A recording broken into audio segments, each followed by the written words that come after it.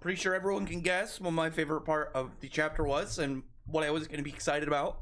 I've expressed before how much, big fan of Mare Leona, so her coming back, that was a big move. I was really happy about that because she was one of those characters we knew that she was going to show up because we hadn't seen her yet. We hadn't seen Mare Leona relatively at all. She's one of those people that we knew Tabata it was saving to kind of like, throw in when the battle starts. But I thought she would come in a little later. My guess is she would come in with like Magna and Zora, because they're, again, two people that Tabata is definitely holding out on, that at some point they're going to arrive and, provide extra backup, and it'll be like, probably, I'm guessing, big power-ups. I mean, I feel like it would make sense. I'm really hoping we can get something just absurd with them, because the fact that Tabata is going out of his way, same with the Gordon actually too. Any of the people that we know, hey, I've gone out to go do training stuff, I'm gonna get more powerful, but we haven't even seen, they haven't been acknowledged, where it's gotta be just Tabata, knowing, hey, these guys are gonna come back all pretty beefy, but I can't have it done yet because, it's gotta have the weight of it. Because if he just brings them back and they're like, hey, I'm vice captain level now, it's like, okay, but I mean, like, outside of beating a couple Dark Disciple members, what's that really gonna do? Like, I'm hoping they're in like that upper kind of like, I know some people will complain depending on who it is, but like Gordon and Zora are both already pretty busted. Magna's the one that's like the big question of how he's gonna be powerful, but I'm hoping he comes back and whatever method he's learned is going to be super busted. I know some people are going all lines of if he somehow got a devil, kind of like Nacht, which I could see Tabata doing, but it would have to be a lower devil. I'm still hoping he just has a bunch of magic tools and he's essentially become like a magic tool weapons master. That's because I think it'd be badass. And the way that I've seen is just he's got guns. I'm hoping magic guns that shoot fireballs or something. Either way, though, this chapter was a really big step from prepping up the reasons why what we're gonna essentially go into this arc with, some of the characters, and then just 0 to 100 action. Like, I thought that was really cool. This felt like some classic Tabata of just like lots of mayhem, lots of combat, big groups just going to battle with each other, and we'll see specific events and characters and how they're going to interact and how things are going to play out eventually. But I've always liked that Tabata is just, he wants to have the idea of the battle set, and then the specifics we would get later. He wants you to know we're going into something big, and he's always been really good at that. He's always been really good at just kind of like laying out these action scenes, and then having it all just step by step done. I've missed that. I always really liked that about battle shonens, when you have like, okay, we're going into this, and then you see characters all kind of like break out in their individual fights. I know it can kind of feel a little bit it has like almost like a chess setup of you're just getting these battle pieces all set in place, very structured and very neatly to a degree. But I've always really liked that, because I think it's just really cool when you have, like, even if it's not every battle, but when you have, for the most part, just like setting up character fights, because then regardless if you get it in the next chapter, it's like, oh, this is what we're gonna get for this character. So for me, who's like, big Mare Leona fan, her being the first fight, really what we're seeing in this, and against this artificial big giant devil, big hype, because I don't think we're gonna get the fight like immediately started and finished. I mean, we'll probably just get a couple moves from either of them, and then get like the conclusion later on when a lot of the other fights and events have all kind of been set up. The only thing with this I do think Tabata needs to do, and I'm very serious about this, is he needs to have a direct explanation, like just not even an explanation, a direct statement that this devil is way weaker than the licked one. Because as much as I like the idea of Mare Leona being absurdly more powerful, I do think it'd be very damaging to the story, like structure and consistency, if Mare Leona is somehow able to contend with something that was a threat to Lick or to Lumiere. Because like it would make sense. It's like, oh well, the guy who became this devil wasn't as powerful as Lick, so Lick's devil just in the transformation was, someone way more powerful before becoming a devil, obviously way more powerful later. That would make sense. I'd be perfectly fine with that. And regardless of the method, I would just whether it was done in the same step somehow of Lick just to a smaller degree, or it was Morris doing something, or it was somebody way in the past where it was just kind of done differently. Regardless of how this devil came to be, I'm hoping that Mereoleona either doesn't defeat it alone if it somehow is on level with Licht, with Demon Licht, or it's stated that it's just not even close to Demon Licht. Because again, if Mereoleona is able to take something down that Licht had, or that Lumiere had problems with, I think it would just kind of like damage that overall kind of like power level idea. And I know before anyone says like tried to talk about like power levels and the role of the story, it does have a degree of consistency with the structured story, because Mereoleona surpassing Lumiere right now would be really weird, because it'd just be like, well, then they have somebody who should be able just to steamroll like through a lot of the threats until we get up to the bigger devils. Because even though, you know, you can compare like, oh, what they've stated about like the devils so far and how they're kind of how their power rankings are kind of set like vaguely, but we know somewhat of it. But like the amount of big characters that are already there in the Spade Kingdom on the Clover side, and we have more people showing up. We know Gaja is going to be there. We know Gaja was able to contend to a degree with Julius. We know Mars is coming. We know Mars is going to be Mars has to be way more powerful than we saw him before. Asta, when he shows up on the way, whatever, Zora Gordon and Magna, and any of those characters that Tabata is clearly saving because they're going to show up and, you know, be bigger assets than, you know, just the starting forces.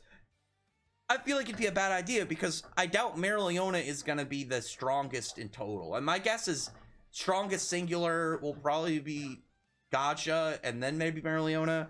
Just I'm guessing, just from where Gaja was displayed beforehand, and then I feel like he's gonna learn a trick with the elves. Maybe not like he gets some ultimate magic thing, but him just getting something, I think, will still be a logical boost to a degree for his character. So I do think it's very important that Tabata just mentions, yeah, oh, this, like, literally just, oh, even this devil's only a 10th of Lumiere, or of the Licht Devil. And then I'd be like, okay, yeah, that's all we really need. We literally just need one statement to have this make way more sense. And I feel like to make the, again, power level consistency, because I do think it is important for the story, for Lumiere, you know, the gaps between certain characters. Because like if Asta showed up and defeated it, and it was like the same level as the Licht Devil, it'd be like, that's dumb. Whereas if it was like, oh, this devil is a 10th as strong as that one or something, and then Asta shows up and beat it, even though it's not Asta, it's Mereoleona fighting, you know what I mean? Or it's there's a gap stretch between like, oh, he's in somewhat contendable range and this guy obviously is way weaker, versus like, how is he this powerful so fast? You know what I mean? But I was super happy when we started seeing all the characters who are also going, like, we knew the ones last week that for sure is going to be in there.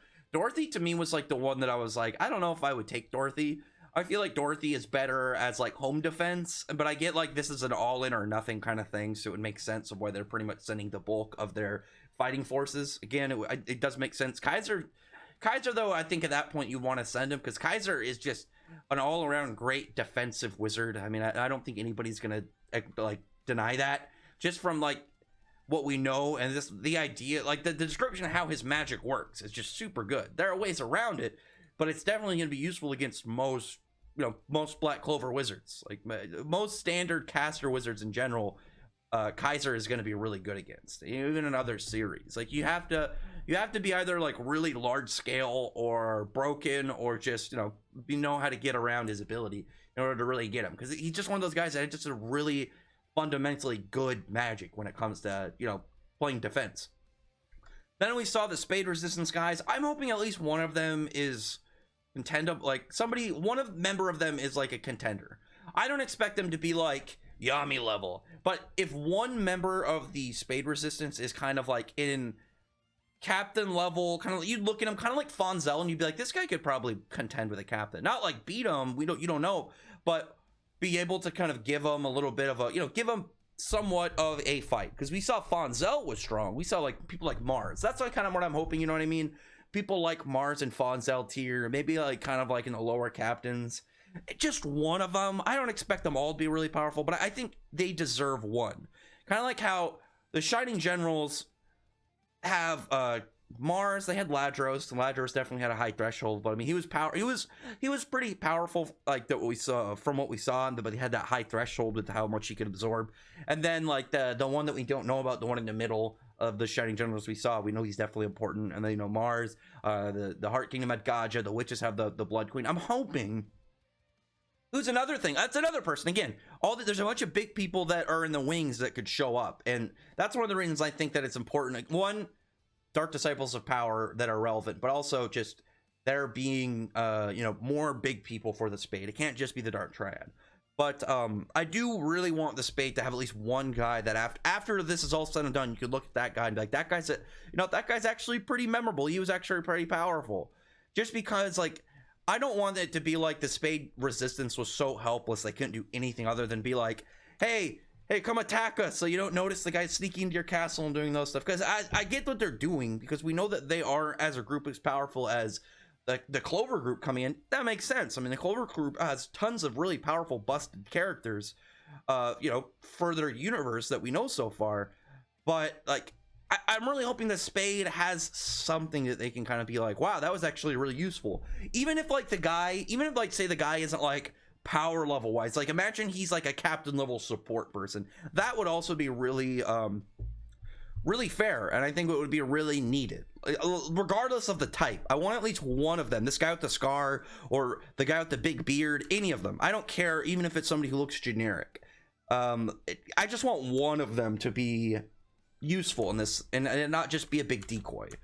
But I did really like how Nacht came in. I liked that moment for with Nozel, because like the part with Sally, Rades, and Valtros was really cool, just because I liked seeing them, those guys, and then the elves. Like, I was like, wonder what is Tabata's plan with them gonna be, because he decided to have them stay captured. He decided he wasn't gonna have them escape or disappear and whatnot. He was integrating it into the cast, and I still really want Rades to become a villain. I want him to become like a big villain, but if he doesn't, it's not a big deal. I'm just happy to have him around. I really like him. He's definitely one of my favorite Black Clover characters, both in just like his design, his concept, his magic. I think he's just really cool, and he's got a lot of potential. I'm sure everyone's heard my crazy Rades theories of him fighting like the Wizard King Crypts and having all these broken zombies and stuff.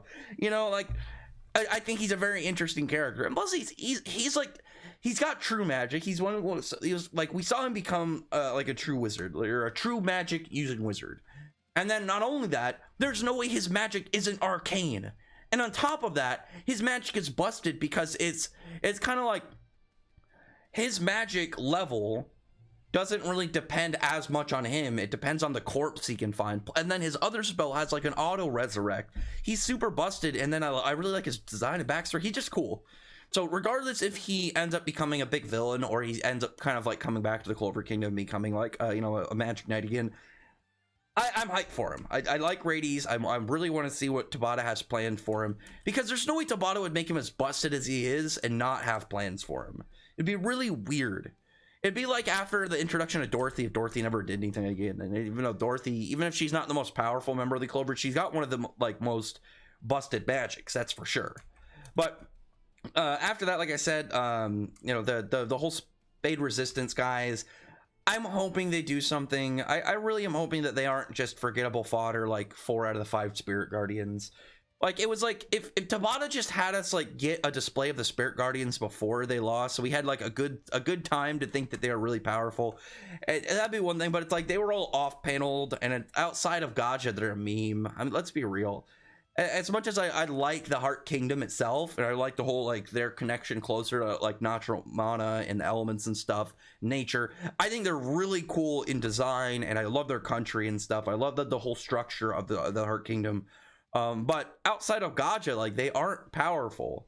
Tabata could have made the others like very strong, but I mean, like, the other Spade, the other Spirit Guardians are like standard vice captain level, nothing kind of like Langris or and stuff, but they're like, hey, you know, we're pretty contendable. And then it's like the Dark Disciples ran through them and they off-paneled them, and the Dark Disciples that off-paneled them were mostly lame in magic. Like the Svecking guy with the way his skin magic worked was cool. The sniper guy was cool, but it's like the nail dude, the tongue guy, the skin chick, they were lame. I thought they were like, you know, throwaway characters, where at least Svecking and the sniper dude at least had cool magic displays, you know. There's somebody that, even though Tabata's like, I'm never probably going to use these guys again. Well, we know that because they were suicide bombed by Vonica. But I mean, like, you know, he was like, he didn't put nearly as much effort in them as somebody like even Nacht, where Nacht isn't the primary villain, but he's a bigger character. But Nacht also, I was really happy in this chapter when Nacht was moving out to see him going through, like when he used his shadow corridor, he ended up using his, I think it was his cat, one of his other devil contracts, and I thought that was cool just because it shows him at the ready. He's ready to drop another one at any point in time, because that's what I'm hoping that he was like, to where Nacht wouldn't be like, oh, we'll get, you know, we got his Guido Mello form now and we're gonna get the next one. We're not gonna get all 4 of them for like years and years and years. I'm hoping by before this arc's over, we know all 4 of them. I don't want Nacht to be one of those characters like someone like God Serena or Kite from Hunter x Hunter, where it's like, you know, a specific number of their power. You know, we know that God Serena had 8 Dragon Slayer Lacrima, so the idea is 8 elements. We saw 5 of them. I think Kite's was, I can't remember crazy slots. I can't remember if it was 10 or 12. You know what I mean? It was like a specific number, meaning, you know, the mangaka thought already of like, okay, this is how many there is. These are it. And then like, these are the ones I'm going to show. And like Nacht has the 4 devil unions. It's the same kind of concept where we're going early into it knowing, or at least we were given a specific number. I don't want Nacht to be one of those guys where it's either we have to wait forever to see him, or it's like Nacht's character ends with us seeing 2 out of 4 or 3 out of 4 of his devils. I don't want that to happen. I don't think that's going to happen. That's one of those like small pet peeve things that will piss me off at any point ever exists in that series, because it's like, why tell us if you're not going to show us? And it's not like oh, he knows 10,000 spells. Okay, logically we're not going to see all 10,000. I mean, like the closest we probably get is like a data book where it lists them, maybe, which would already be difficult.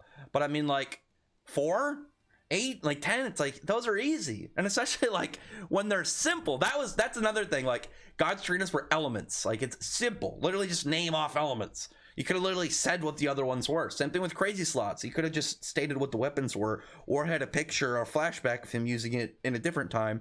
Nox, for the most part, seemed like each of his devil unions added like a really good perk onto his shadow magic. So I don't want that to happen. I would like to know what all 4 of them are like. So it's nice to know that Nacht went into this with like one devil out and like part lay in, because he had the horns and he had the little chibi version. He didn't have the full devil union up, obviously, but it's something that he doesn't seem like as hesitant to use. Like it's probably like the first thing he does going into a serious battle. It's like, okay, I guess I gotta use the devil union, and then maybe the monozone is like the later thing.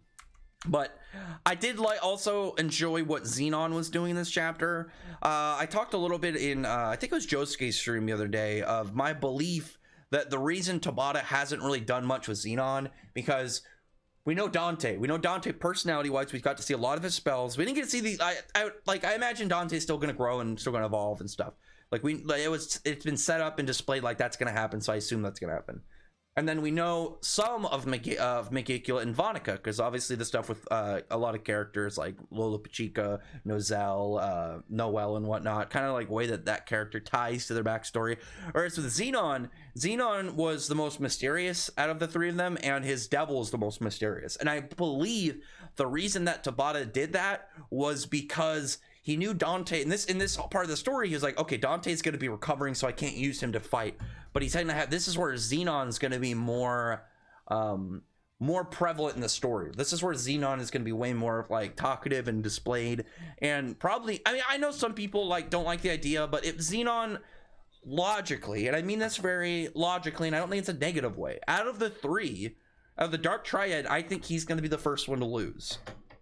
And I don't mean that and then like, oh, I'd rather see the other 2 be bigger, or like I'd rather him go out of the way. I think logically, just the way that it's currently set up, at least, he would be the first to lose. And that's not a bad thing. Like, we still got a lot of stuff to happen, so it won't happen for a while. And that he's still top 3 of the Spade, at least out of like, you know, non like pure devils. We're not obviously talking about like if you counted Megicula and stuff, but Xenon is definitely gonna like get a good full display before he loses. But when he talks about that's one last thing I really wanted to talk about was when he's like in the face of overwhelming power, like sentiment, vengeance are meaningless, everything is, he has like a really strong Ulquiorra vibe, and the way that Ulquiorra saw things as meaningless and pointless, and his whole like setup was on this nihilism. And I want the point where he's like, he saw like for serving Aizen and like all these concepts outside of that as like pointless. And I think that that's what Tabata is like hinting to kind of go with Xenon, and I really like that. I really like that, even if they're not the same characters, obviously, before I compare them, they're not the same, but they remind me of another character. Really, like Dante really reminds me of Margear, because he has a little bit in some of their design and some of their presence in the story. They have a little bit similar kind of aspects. You know, these king sortish demons who are trying to usher in this bigger demon, and they're, you know, they control these big factions that are coming for the main cast and whatnot. And there's something that they have to take from the main cast in order to unleash these devils, or something from the other country in order to do it. Like it's similar in small amounts, but obviously the context and, you know, what comes after that is very different. But they both of them storming their bases. I don't know. It's funny because like there's so much there's a lot of similarities between Fairy Tail and Black Clover, but they're done in such different ways that I really enjoy. But Margear and Dante are similar in some ways, but they're the exact opposite in stuff like personality. Xenon is similar to Ulquiorra, like I said, in some of the ways that he seems to view things.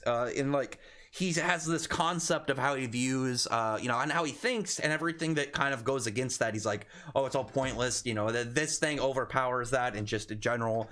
And I'm not too sure exactly yet for Vonica or Megicula. Probably Vonica. I mean, Vonica's like this very crazy sadistic killer. I'm trying to think exactly who she could remind me of. You know, drop a comment below and who you think she reminds me of, because like, again, Xenon and Dante remind me of two characters I also really like, while both being very different from them, and I've really appreciated that from Tabata.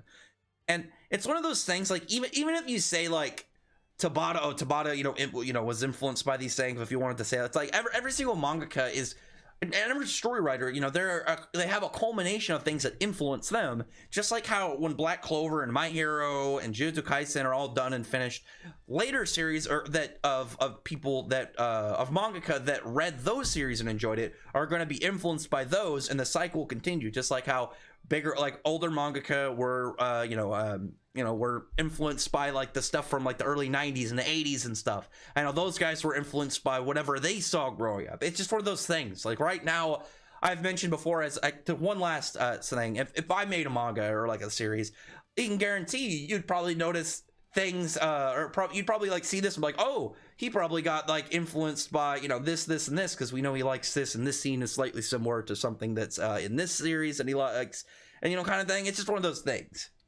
I just wanted to end that out because I wanted to compare those in this chapter, because I noticed that about Xenon this chapter, and I was thinking about it a little bit prior, but I think this was a good example of that. And then I've made that call for Dante and Margear before, but again, I like that they're similar in some aspects, but they're very different in like their execution and like their displays. But anyway, other than that though, comment below, thumbs up the video, prefer the like button, subscribe button, and check out my other videos. Rather than that, I appreciate everyone who's already subscribed, and thank you all for listening. Bye.